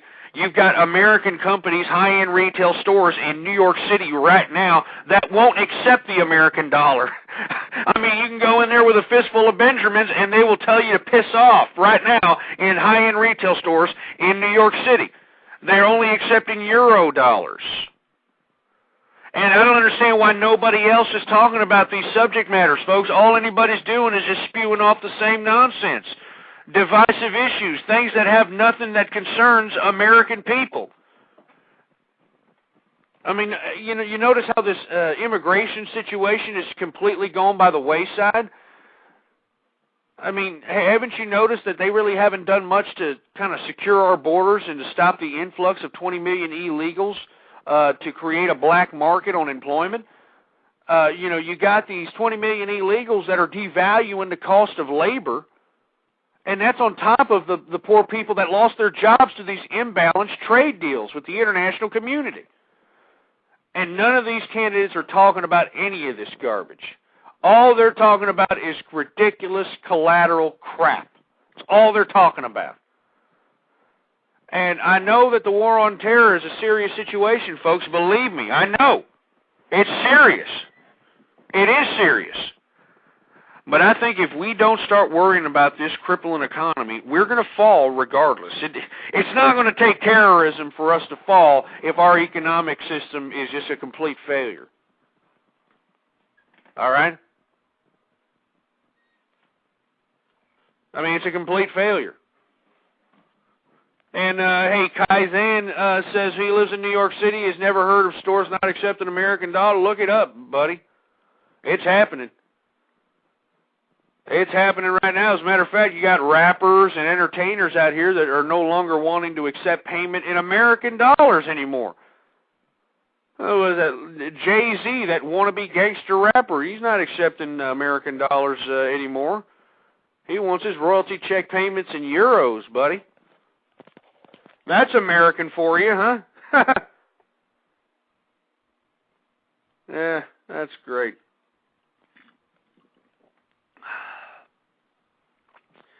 Anyway, folks, all I want to know from you, I mean, are you happy with the current situation in America as far as the political matters are concerned? All right? I mean, I mean, is everybody just okay with it, the fact that we are consuming more than we produce? 646-652-4869. I mean, you know, is everybody all right with that? I mean, is everybody okay with that? I mean, am I the only one upset at the fact that we're kind of losing our American sovereignty out here? I mean, am I the only one upset with the fact that our economy is crippling right before our very eyes while everybody's just, you know, tickling their asses and wondering if it's going to rain outside today? I mean, am I the only one upset at the fact that we've got so many people devaluing the cost of labor? I mean, I don't understand this, folks. I don't understand this, and I'd like to hear from you, folks, all right? If you're a liberal, long-haired, bedwetting, tree-hugging, whale-saving hippie, give me a call, 646-652-4869. If you're one of these liberal Republicans that are out here spewing off a bunch of nonsense about how I'm such a bad guy because I won't vote for John Turncoat McCain, well, give me a call. I want to hear from you. I definitely want to hear from you. And I believe we got a call here on line 1. Hello, you're on the air. Hello. You're on the air. Well, not anymore. You see, I just don't understand why, you know, if you're going to call, I mean, answer. I mean, say something. Sound off like you got a pair, for Christ's sake. You see, and this is another thing about America that I'm not too happy about, the lack of personality, the lack of character out here, and you can attribute it a lot to the fact that public education, okay, has been infiltrated by nothing but a bunch of liberals and feminists, okay, and especially the feminists. You know, the feminists have asserted the absolute pussification, all right, the absolute pussification of America. And all you have to do is take a look at the justice system, take a look at the public education system, take a look at all these bureaucracies that have been infiltrated with such ideological nonsense to understand what I'm talking about. I mean, you look at the public education system, you know, elementary school kids can no longer play tag, they can no longer play dodgeball, they can no longer play these supposed contact little games because they'll get hurt. I'm going to get hurt, honey. Give me a break. I mean, the bottom line is you take a look at this justice system here, okay? Look at this justice system, and this is why I always say death to feminism at the end of my show every time I finish it. Because feminism is a big contributor to this quasi-communist socialist government that's being transitioned to here right before our eyes. You take a look at what's going on with the justice system. Now, I've talked to many fellows on this show who call up and understand where I'm coming from when it comes to this feminist garbage. But what happens is that you could be a hard-working man working 15 hours a day, breaking your back, getting your nails dirty, doing whatever it takes to put a roof over your family's head, clothes on their back, food on the table. You can come home early one day and see, just walk in and see your wife getting the high hard one from the pizza guy or the milkman or whatever the case might be. All right, and of course you're going to get upset. You go and you file for a divorce. Well, you know, you file for a divorce, but then you have children, right? Well, due to our gender-biased justice system, who gets the children? Even though this philanderous whorebag cheated on the man, who gets the children? The woman gets the children, all right? I mean, the woman could literally be a prostitute, and this gender-biased justice system will allow her to continue to keep the kids. I kid you not, there's cases that this has happened. The woman is legitimately a damn prostitute, all right, and she gets the kids, okay? But the bottom line is, okay, the man gets home, sees his wife doing the horizontal mambo with the pizza guy or whatever. He files for divorce, okay? Then you got to go through this whole divorce proceeding, which, you know, she's probably going to take 50% of the man's net worth, and on top of which he's going to get custody of the children, so he's got to pay child support. And if alimony is legal in your state, well, then he's got to pay alimony on top of that. I mean, this is just a screwed-up, gender-biased justice system. It's wrong. And this is why I'm a foot soldier for the American family, folks. I like to call myself a foot soldier for the American family, because you got a justice system, an American government bureaucracy, and a liberal media that is desecrating and decimating the American family. I mean, haven't you noticed that the social ills have now become the social norms? Haven't you noticed that women can now have like 5, 6, 7 different kids from 5 or 6, 7 different fathers out here, and it's just socially acceptable now? You know? I mean, haven't you noticed that? I mean, this is what I'm talking about, folks. I mean, you know, this is what conservative principles are about. I mean, instilling some sort of moral ethos on society. I mean, haven't you noticed that you've got people out here having 5 or 6 divorces, changing divorces like they're changing dirty, crappy underwear? I mean, you know, they're just ruining the sanctity of marriage. And what do you have out here? You have an American government system that embraces this activity, okay? I mean, they're embracing this activity. I mean, we just got through a tax season, okay?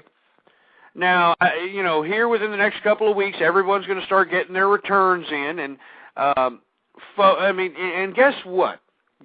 These women that have like 6 or 7 kids from 6 or 7 different fathers, what in the blue hell are they getting from the government for that baby machine activity?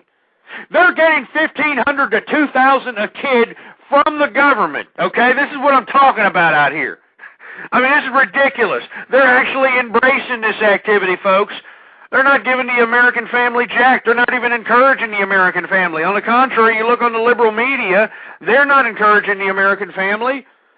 I mean, you got Britney Spears' little sister, 16 years old. And I can't say the name of the program or the network that it's on anymore, because they recently sent me a litigious, threatening email telling me not to talk about it anymore. But you know, if you do your own research, you'll know what show I'm talking about, Britney Spears' sister.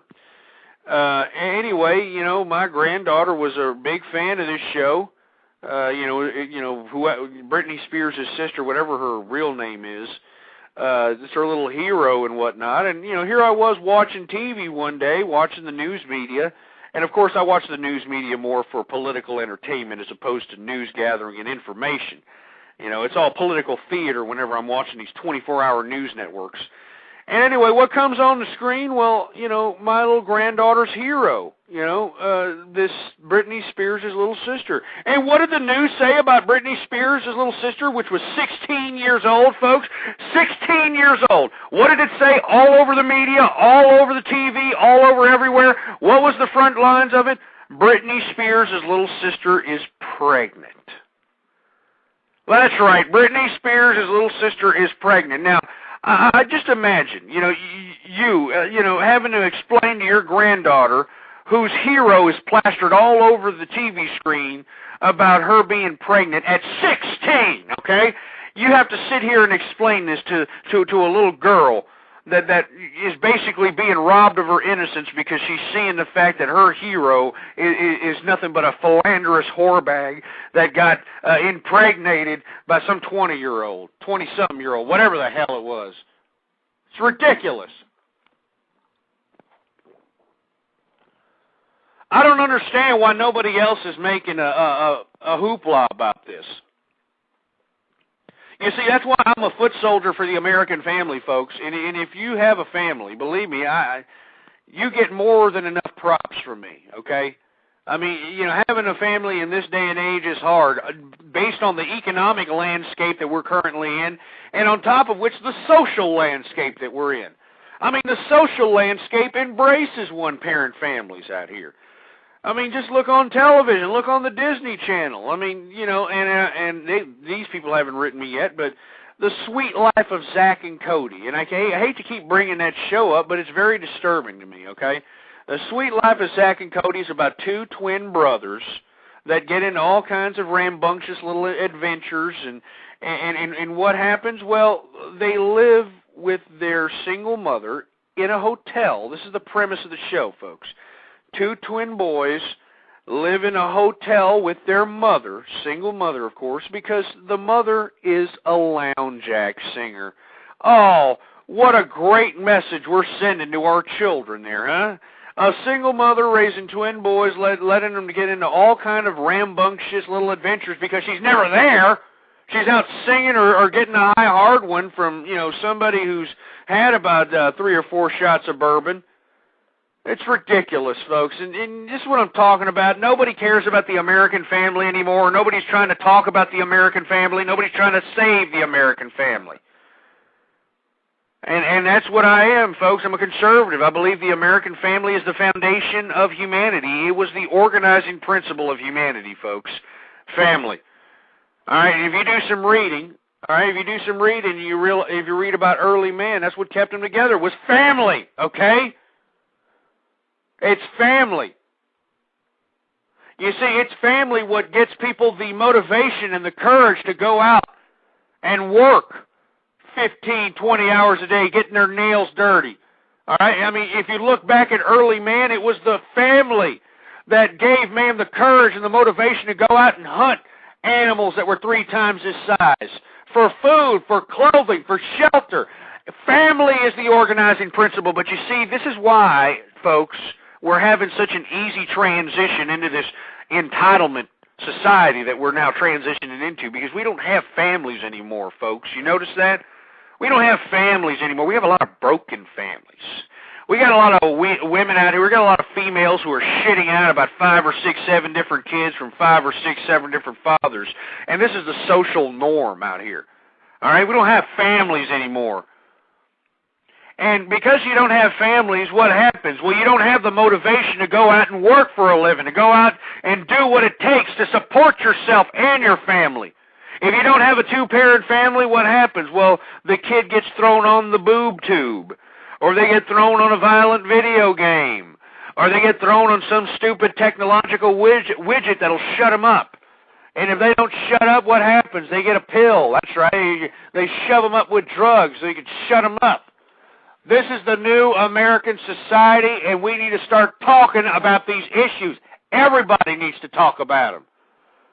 The American family is being decimated, and it's not just restricted to America, folks. As a matter of fact, it's the conservative movement that has only slowed down the progression of this ridiculous phenomenon that we're seeing. It's a conservative movement, okay? Now, if you look at other westernized countries like Australia, they're seeing a big epidemic of this crap. All right, 75% of divorces, 75% of marriages end in divorce in Australia, is what I meant to say. There's a lot of predominant single-parent families out there in Australia. Germany, the same situation, 70% divorce rate. I mean, these are westernized countries that are having the same epidemic, but at an even faster pace. And the reason they're having it at such a faster pace, folks, is because there's no conservatism in those regions. The conservative movement is alive and well here in America, and I think that we need to flourish. We need to spread our ideology. We need to make sure that moral ethos is established back in America. And I'm not saying it should be on any religious premise, okay? I mean, I know everybody doesn't have the same religion, so it shouldn't be based on a religious premise. It should be just based on a moral ethos, on a social moral ethos. I mean, I remember a time if a woman had a child out of wedlock, she was shunned. She was outcasted. I mean, it was such a shameful thing back in the day to have a child out of wedlock that half the time the woman would suggest that her child was her brother or sister because they were so ashamed of it. And that was based on moral ethos, moral principles, folks. I mean, if you had divorced, I mean, you were a Jezebel. You were, incompetent if you got divorced. Now it's the damn social norm. It's the damn social norm nowadays. I mean, am I the only one upset by this? I mean, has everybody just pretty much embraced it and said, oh, you know what, let's just go ahead and have, single-parent families all over the place. Let's just go ahead and all be immoral, and let's just, go ahead and just decimate the American family, because it's not like family really did anything for us anyway. Are you kidding me? Family organized everything, folks. It's the foundation of life itself, and if people are going to deny the fact that family motivates people to go out and work, bleed, die for the maintaining of the survival of their family, well, they don't know their asses from their elbow. They don't know their asses from their elbow, and that's why I'm here. That's why I'm trying to save the American family. I'm a foot soldier for the American family. And I also come up here to try to talk about issues that affect America, American people. I believe in the American Constitution, and I suggest to everyone out there, Google up the American Constitution, print it up, and put it in your pocket, and be proud that your forefathers gave you those unalienable rights. Those unalienable rights. The Constitution is the finest document in world history. All right? It is the only social contract. It is the only document that guarantees man rights, unalienable human rights. You can look it up. This is the only document that does such a thing. It's the only document. You can look it up if you don't believe me. And more, because of the ignorance of our society and I guess their lackadaisical approach to the political system. And because, believe me, I know the political system is complicated. But you need to learn about it, folks. You need to read about it. As complicated as it is, this is your government. You elect these people. You need to make sure to keep them on their toes. Call them, write them, do whatever it takes. All right, they have to listen to you. And you have to understand that you actually don't have to understand. You're going to have to demand. You have to demand that these people have your interest at hand. Remember, they're servants for you. All right, they're representatives for you. Take your head out of your ass and go out and participate in the system. And how do you participate? Well, it's simple, folks. It's a lot more than voting, okay? Anybody can go out and vote. All right, you need motivating principles. You need a motivating issue that creates people to organize, okay? You need to organize based on a principle. Whatever the most important principle is in your mind right now, whatever it is, you take a position on that principle and you try to gather as many people that believe like you as possible. You go out and you get their names, you get their phone numbers, you make connections, you try to gain networks. All right? And let me tell you something. You do this within a boundary, within a constituency boundary, okay? And once you have enough people under your side, once you have a group of voters that believe in your issue, in your perspective, that's when you can go up to these politicians and say, hey, wait a minute. You better vote our persuasion. You better vote your constituency's consent out here, because if you don't, me and all these people, look at all these people that are behind me here. Look at all these thousands of voters that are behind me here. If you don't vote with the constituency, we're going to vote you the hell out of office, you power-hungry autocrat, and see how much lobbyist money you get outside in the private sector, you piece of trash. All right? We elected you into office because you represent the American people, America's interest, and stop representing your interest. And that's what I want people to debate about out here, folks. That's what I want people to talk about. And nobody wants to talk about it, folks. Everybody wants to talk about ridiculous collateral matters that really mean jack to us, folks. I mean, there's a lot of things that are being discussed at the presidential level. There's a lot of things being discussed at the congressional level that really mean jack crap. They really mean jack crap to us, folks. And we need to demand from these people to start talking about issues that we care about. I mean, why why don't these people start talking about how they're going to create jobs, okay? And I'm sick of hearing this, oh, well, we need to, you're hearing this a lot from the left, okay? You're hearing a lot of garbage that, oh, we need to invest in green jobs, green opportunity, green. This ridiculous environmentalist garbage. I don't think that's the way to go, folks. I really don't think that's the way to go. Now, do I think it's the way to go as far as energy independence, as far as not paying a damn electric bill? Well, yeah, that's great. But, I mean, you know, the green industry, I mean, let's be serious. Could you compare the green industry to the computer industry? Because that was the last innovation that just spawned all kinds of economic growth, folks. Remember, it happened in the 90s. I know that Bill Clinton, old Slick Willie, likes to take credit for the great economy back then. But the bottom line is, folks, is that we had a computer industry that just exploded. It just exploded. I mean, you have to think the computer finally became a consumable good, and then the Internet came along, and then with the Internet came e-commerce, came content providing, it came a whole bunch of businesses came out of the computer. And this is what made an economic boom out here. That's why everybody had jobs back in the day. That's why everybody was working. That's why you had ridiculous business ideas actually flourishing out here, because people had money to spend. And why did they have money to spend? Because they had jobs. And why did they have jobs? Because we had innovation. We had something that backed it up. That's something that created jobs. All right? And that's what people need to understand. They need to start thinking about our economy out here, because if our economy collapses, our country collapses. Doesn't matter what kind of military presence you have in the world. If you don't have an economy, you ain't jack. And you can read history on that, folks. If you don't have an economy, you ain't worth jack. And I don't understand why nobody else is talking about this economy out here. I don't understand why nobody else is talking about the devaluing dollar out here. I don't understand why nobody's talking about the illegal immigration problem other than trying to give these people amnesty. I don't understand why nobody's talking about the imbalanced world trade deals that we have on the international level. I don't understand why nobody's talking about any of this crap. But I'm glad at least I'm talking about it, and I hope that by you listening to me, whether you like me, whether you hate me, I could really give two rats' asses. I just hope that you talk about these situations. You talk about these issues. Because if you don't, we're screwed, folks. America as we know it is gone. Kiss it goodbye. You know what?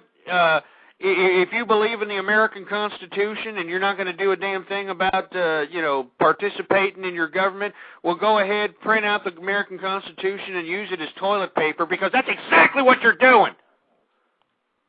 You're wiping your ass with the Constitution. Anyway, folks, we got about 13 minutes left here in the program. If you wanted to get a quick call in, go ahead, 646-652-4869. This is True Conservative Radio, a special Sunday edition. And it seems to me nobody gets on the Internet on Sunday. I guess everybody's out participating in family events, which I more than encourage, believe me. I think everybody should be utilizing this day to be with their family, participating in barbecues, social events, whatever the case might be. I think everybody needs to take every day that life brings you and, take advantage of it. Make those great moments. That's what life is about. It's a spontaneous timeline of great moments. And one shouldn't be one of these individuals that believe that, well, I better do this, I better do that, I better try to make as much money as possible, I better buy $3,000-$4,000 plasma screen TVs I can't afford, I better go out and buy a $250,000 house, I better go out and buy a $60,000 car. Just calm down, all right? I mean, everything that you need is all around you, man, and that's life. And you need to take advantage of it, and at the same time, you need to be in tune with what's leading your life. And what's leading your life is this government. And what is this government? You. At least for the time being, it's you. So take advantage, read a little bit, learn about your government, take your head out of your ass. And we're going to take a call here. There's no number, so I'm just going to go ahead and put you on the line. Hello, are you there? Yes, I hope so. Can you hear me, Ghost? Yeah, we can hear you. How you doing? Okay, yeah, I'm sorry I couldn't get to the last time. I'm trying to use Skype, and it's an amazingly difficult thing. No, it's okay. Go right ahead. I just wanted to say that my theory as to why no one is talking about what you're talking about is really because of George Bush in general. People think he's a conservative, and he's just hopeless. And basically, I guess there was a small movement towards small government under like Goldwater and Reagan, but these guys seem like they're gone forever, and maybe like small government is understood to be George Bush, and this guy's like he's a big government conservative, he's a compassionate conservative, so he's basically like a socialist, you know, with his old people's drug program. So I think that's my answer. It's just that Reagan and Goldwater are gone, and now we're stuck with George Bush, and he's hopeless. So are you suggesting that the nomination of John McCain, which is a blatant slap in the face to most conservatives and old-school Republicans, I believe, in small government, less taxes, that sort of thing, are you attributing John McCain's nomination to George Bush's, current legislation and his way of his governing? Well, yes, I guess I am, just in general, because people keep complaining that there's no true conservative. So I guess I would sort of blame George Bush for poisoning the name of capitalism and freedom. He gives freedom a bad name. But I would also, if I wanted to be antagonistic, I could say that it's all these people, including perhaps you, that speak in favor of true conservatism that are also the problem, because what is true conservatism? I mean, what we need is capitalism and laissez-faire, and what we really need is libertarianism. So, but there's no clear voice. I mean, it's just like a bunch of angry people calling for true conservatism. So I don't think quote-unquote conservatism is the answer. I think that libertarianism is the answer.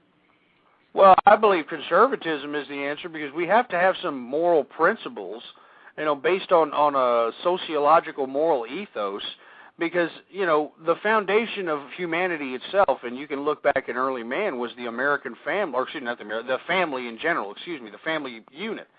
And that's what motivated our first civilizations to go out and hunt and go out and, look for clothing, shelter, food for their family.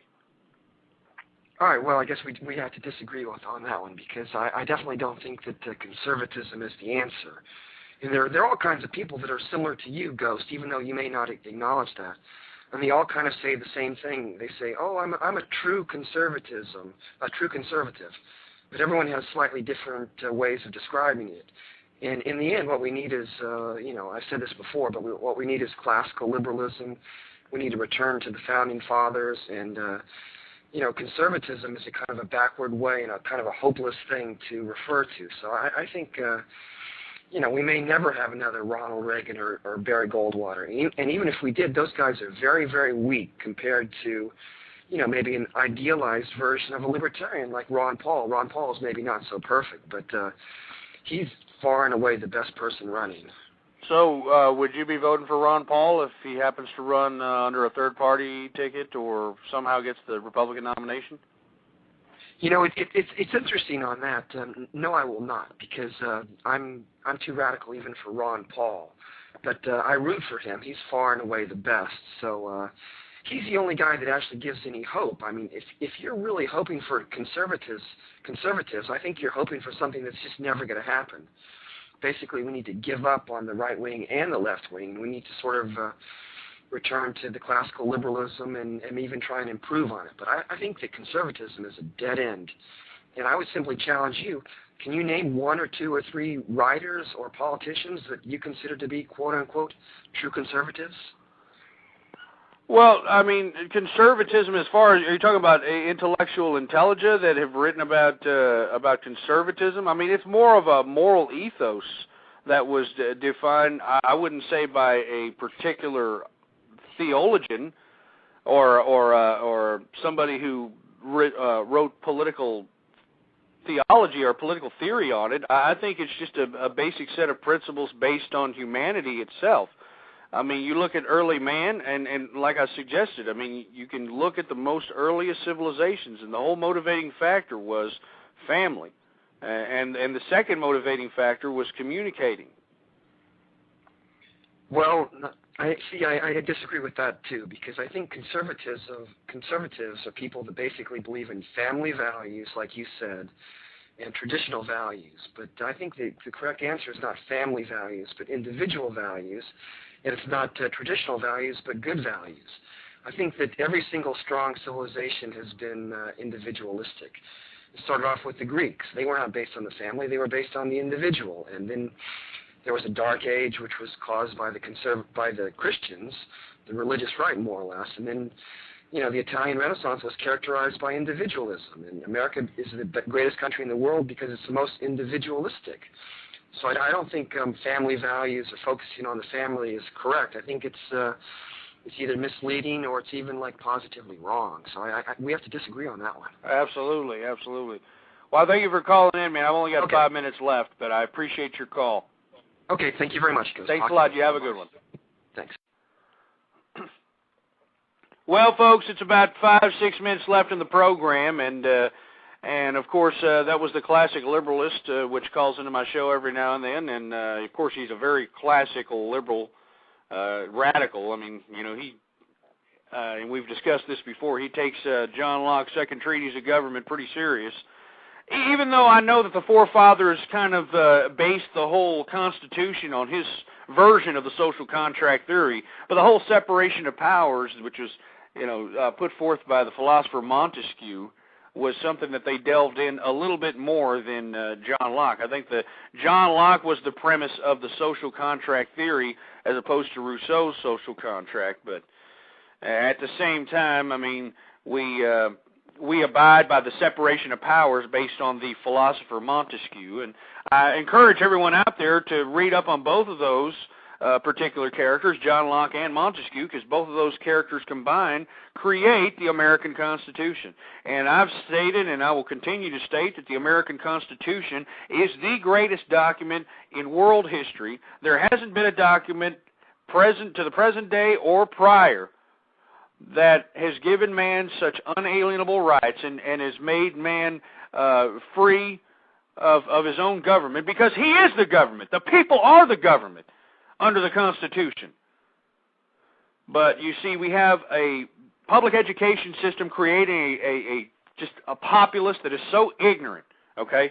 They're so ignorant, and you got a liberal media embracing this ignorance, and you got a social landscape that's embracing not only ignorance, but social ills as the social norm.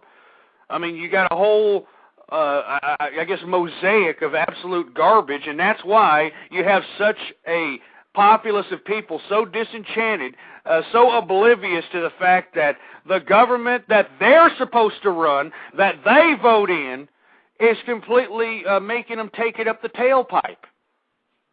They don't understand it. I don't think they want to understand it.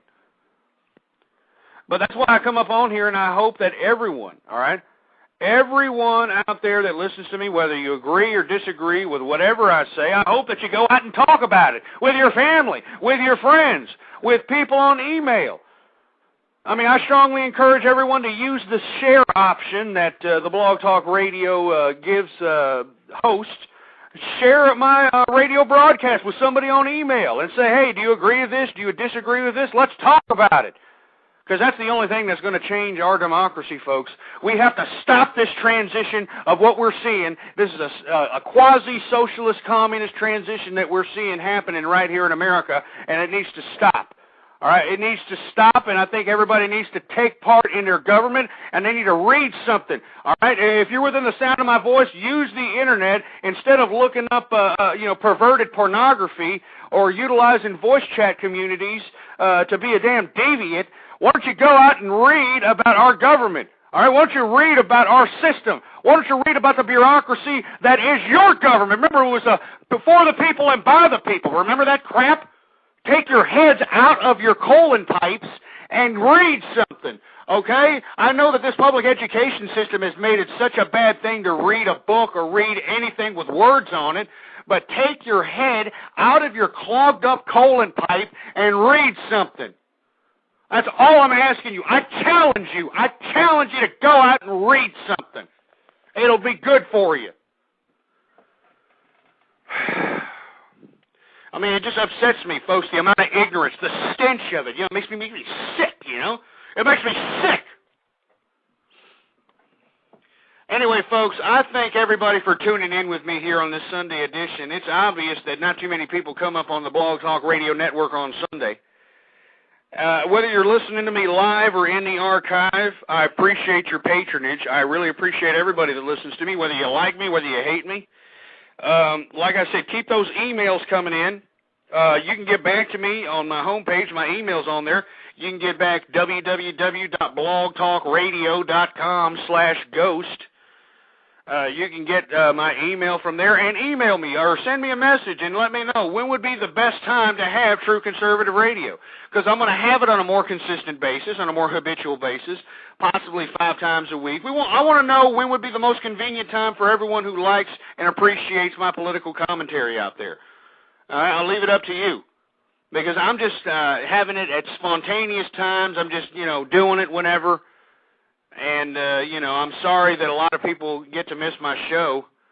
I'm really sorry, and I know there's a lot of people that write in and say, hey, I missed your show, what the hell, and I wanted to call in, or whatever the case might be. I'm sorry, but that's why you need to email and let me know what would be the best time to have True Conservative Radio. And I thank each and every one of you for tuning in. Let me tell you something, folks. This is our government, all right? Remember, I urge all of you, Google up the American Constitution, print it out, put it in your pocket, and never leave home without it, all right? Never leave home without the copy of the Constitution.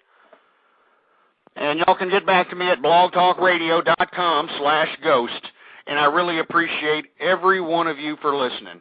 Thank you once again. And I encourage everybody to listen to us in the archive as well. We have great times, and sometimes I go into the archive and have a ball myself. So anyway, thank you very much, folks. Long live the conservative movement and death to feminism. Thank you very much. Boar's Head is bringing a slice of Japan to the deli. Introducing Boar's Head Ichiban Teriyaki-style chicken. Tender, slow-roasted chicken breast, coated in our signature teriyaki glaze, where ginger, garlic, and a hint of brown sugar meet for a flavor that's both sweet and savory. New Boar's Head Ichiban Teriyaki-style chicken. The bold flavor of Japan. Now at the deli. Only from Boar's Head. Compromise elsewhere.